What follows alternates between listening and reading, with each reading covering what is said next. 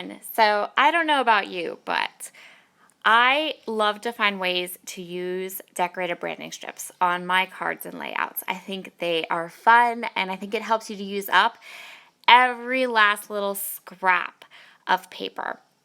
So I'm going to use these products, very minimal products today, and we're going to create two different kinds of cards. And the only paper we're going to use besides our card bases is our branding strips from pattern paper.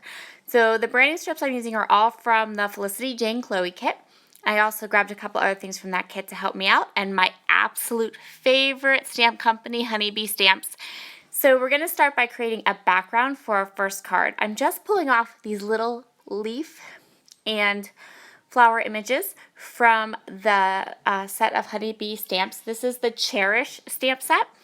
And I'm not taking them all, just a few. I'm laying them out, and I'm going to stamp and create just a pretty background using those stamps. Now, I've never used this set of stamps before, so first I'm going to stamp off onto a sheet of paper to get those stamps good and cured and ready to give me nice, clear images. I actually started out pulling out from my stash 2 sets of Honeybee stamps, but I really only end up using this Cherish set. So I'm just turning the stamp around.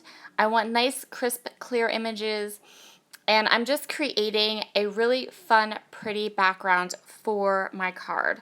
These stamp sets are really big. There's lots of stamps in them, and you can do lots of things with them.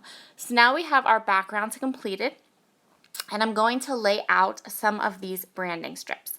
So I'm just picking a couple. I don't want too many black and white. I don't want it heavy in color. I want them to look light and bright and fresh, and I love the idea of having them look like they're gathered together, almost like they're ribbons, and we're going to gather them together in the middle with one of those adorable bows that you see on my table.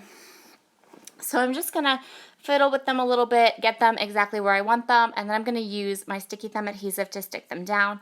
I will say that sticky thumb adhesive is incredibly sticky, so it works really well, but it's not very forgiving. So once you have something down, you really can't pull it up. And kind of wish I'd pulled out my dot adhesive or another tape runner that's a little less forgiving.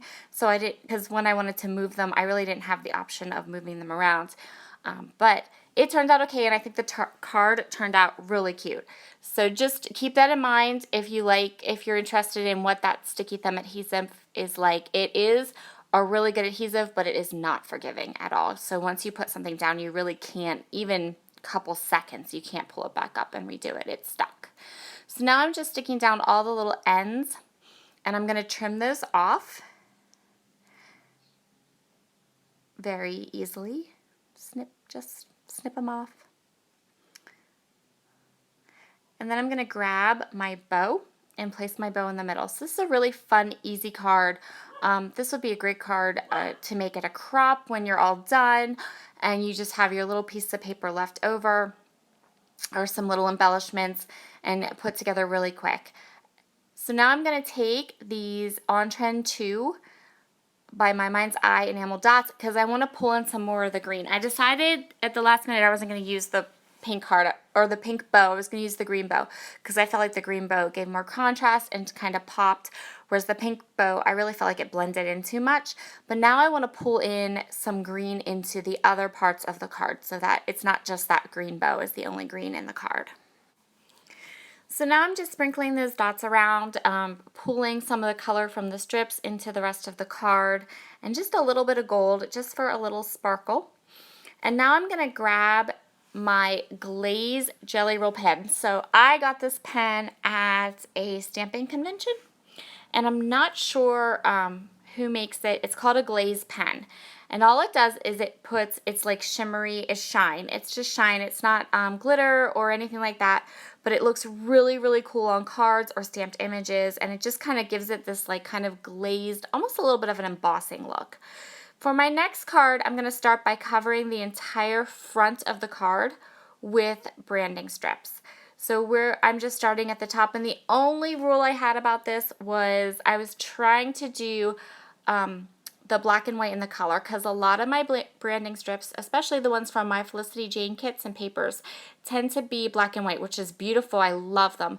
But if you it would be, it's nice to put some color with that black and white. So I'm just alternating the strips of color with the strips of black and white, kind of trimming off places where I, in a hurry maybe didn't take that branding strip off as neatly as I would have liked to.